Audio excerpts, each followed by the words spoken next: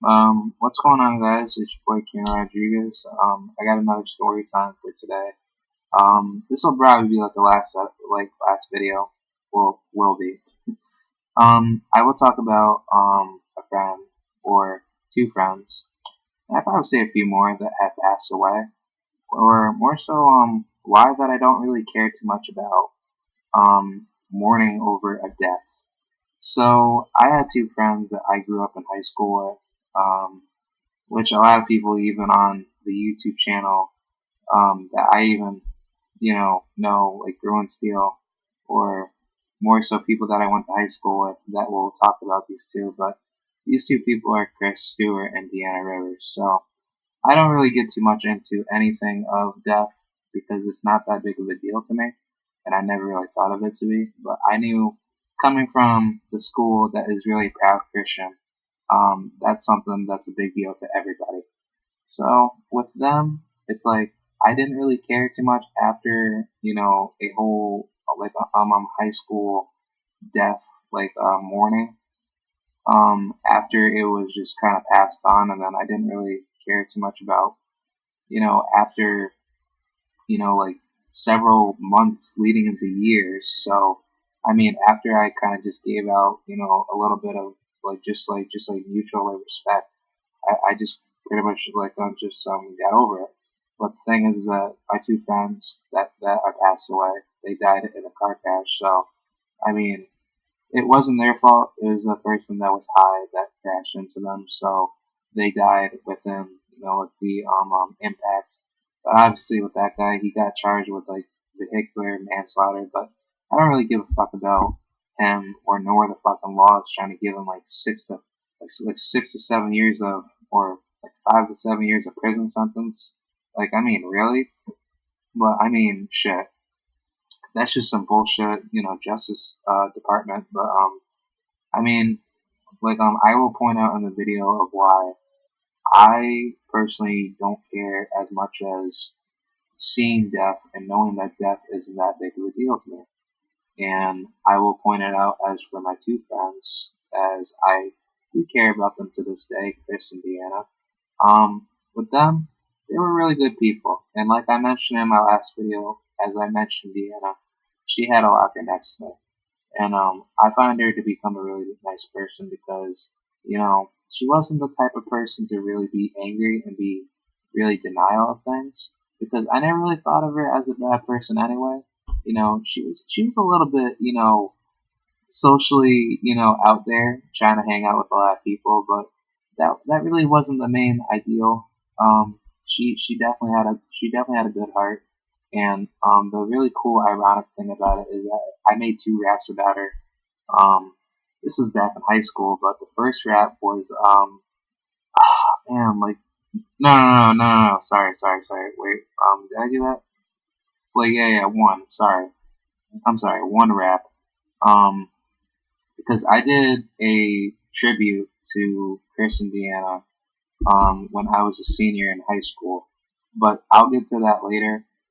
As far as their deaths per se and the memories I've shared with them, um, that was technically a really good time getting to know them. Chris, he was a really cool guy. He was on the football team. I really thought he could turn out to become a really good football player. And to be honest, he really had a strong mentality like me. He wasn't afraid of anything. He knew that there was a lot of things that kind of bugged him out. But if anything, they were like the two other people, which I will mention because it is part of the whole story anyway. Um, there's my other friend Matt, and then or yeah Matt, and then the other person is Bailey. Matt, he's a chill guy. I play basketball with him, and he played basketball for the high school team that I try out so hard for my high school, but the coach was fucking mean and not really too good on picking his players. But I guess it worked out for him because my boy Kevin Huerter was dropping dimes. You know what I'm saying? Like he was dropping them dimes in ninth grade, so he's dropping dimes in fucking 2016. But I mean, shit. I love you, Kevin. You're a good guy. You are the coolest guy that anybody could say. That you can't be deniable for what you stand for. But let's just get right to the story. Pretty much, Matt and Bailey, they didn't really come out too well. They were severely injured. But as far as Chris and Deanna, they weren't. They were more so like they passed away. And as far as like anything with the memories, I've had a really good time with getting to know them. And it was kind of really funny because when I was in 7th grade, I've met Deanna through my very first day getting to know Shen. So I didn't really like Shen because everybody was really wicked with their whole political views and their whole religious views and how they saw you. And I kind of thought of it as like a racism terrorist zone. But I mean, I don't really give a fuck about that because I was really used to just knowing, like, I'm gonna have like a bunch of haters on me because there's a lot of people that just don't care about you. So I was just like, screw it. So there was this one time when I was going to sit down at a lunch table. This is back in 7th grade, by the way. But Deanna, she actually offered me to sit with her and her friends. So I kind of find it really funny because she was a really nice person, and I was a really funny person. But I was kind of shy at one point, and how I say this to become a inspirational way of how things were between me and her is that she didn't care about how bad things can be or how good things are. She just knew that, the open heart and the open mindset of letting people in kind of enforces the way of saying, like, like, considering that I don't know you, like like like gosh, let's build our friendship right now. So yeah, like I really did find her to become a really good person after she introduced some really cool things between me and her and her friends. She was a really kind-hearted person.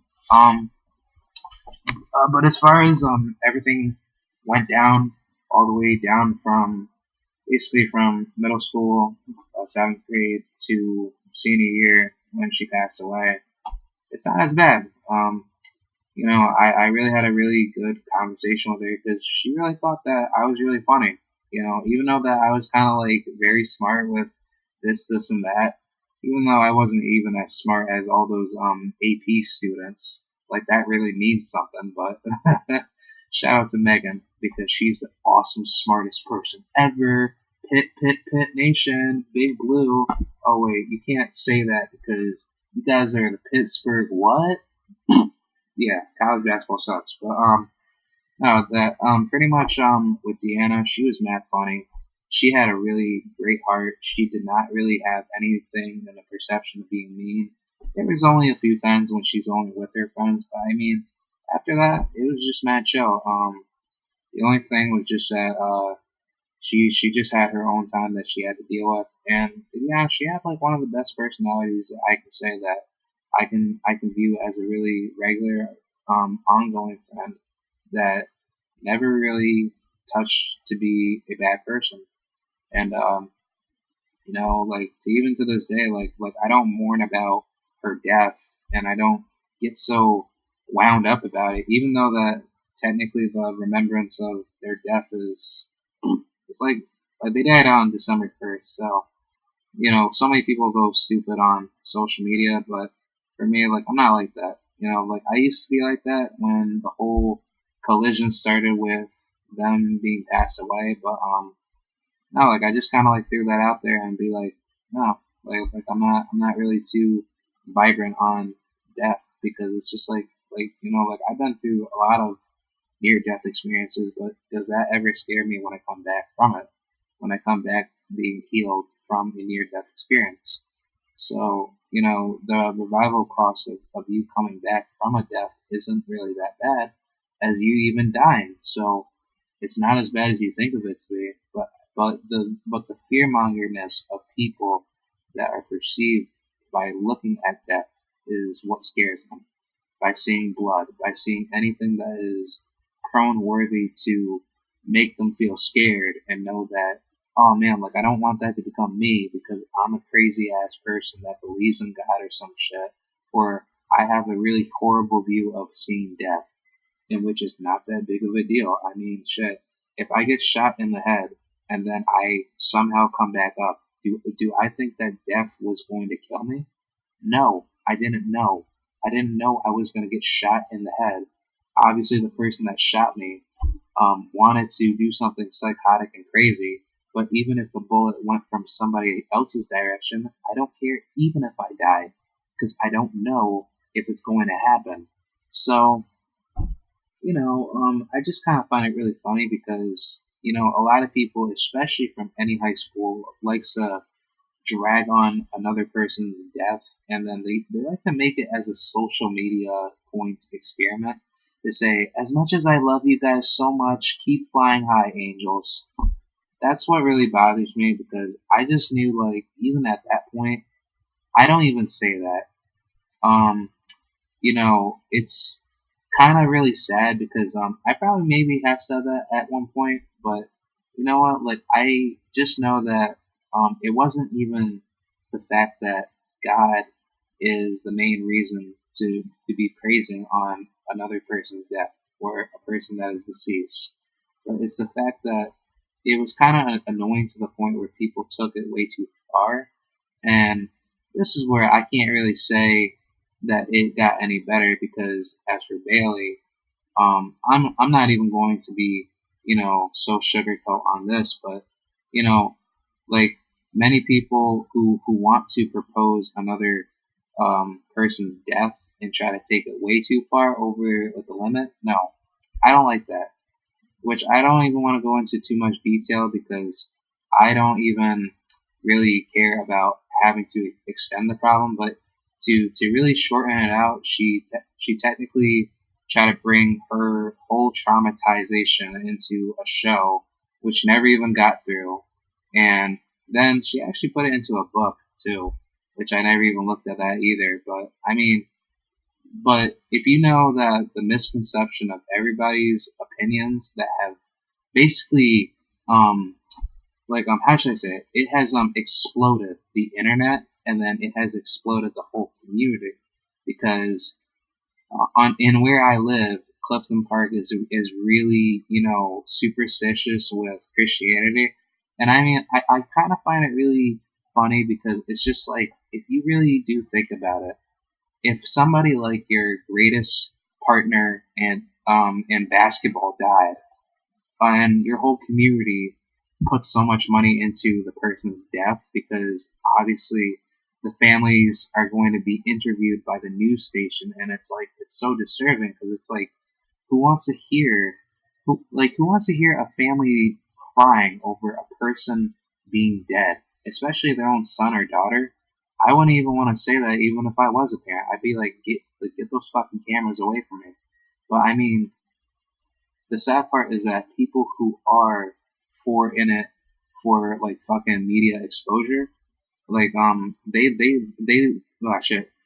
legit want to put their own children on TV that have been killed. And I mean, I kind of really find it pretty bad, especially when, depending on how the child's lifestyle was being played into the situation before they died. It's just kind of really just boring anyway, because it's like, who really wants to know about how this person died? And then again, it's just like, if the person really decided to kill themselves or do something in a type of manner, then obviously that person must have thought that it was the right thing to do. But then, as for my friends on this current situation, they died out of something out of random. So like I mentioned a few minutes back, which you can even replay this video, it's like, you're not gonna know to happen when your death is coming. But if anything, why be afraid of it and take it to a high risk manner and say that it is so good to praise on a death, because God is right on your side. So that's something that I really get really upset about, because I find it to be a praising on being evil. It's kind of bringing something to the whole crowd, and then you light the torch up to say, okay, with this torch lit, I will make everybody listen to me if I mention one word that you will all condemn to me too, or basically follow my lead for. That's really how I see it, and I don't really find it to be like that after the whole situation. because I was never really that big into the afterthoughts of how people were thinking. I was just like, dude, fuck it. They're fucking dead. These are my friends that I grew up with, and these are people that I don't really have too much to mourn about, because I just really do think after people die of someone that you love, it's just like, fine, they're dead, whatever. Even if I was a part of a car crash with 3 other people, I would have gotten over my fucking injuries and, you know, fucking getting through the traumatization of being mentally hurt. And if anything, like, if I know so much about being in a severity of a car crash or basically whatever, it doesn't matter what type of damage you take. It's the type of things that people try to make it into a big splurge hole of lying nonsense to say what they know is what they think that is going to happen to them, even though that they have never been in that situation. So, for me, like, I've cracked my head open and I've almost died as like a little child, but that's just something to show, like, if you're not afraid of pain, then you shouldn't be afraid of death. Because with pain comes with a death. And with death is coming from pain. Because you're being hurt into knowing that you don't know what's going to happen when the doors are closed.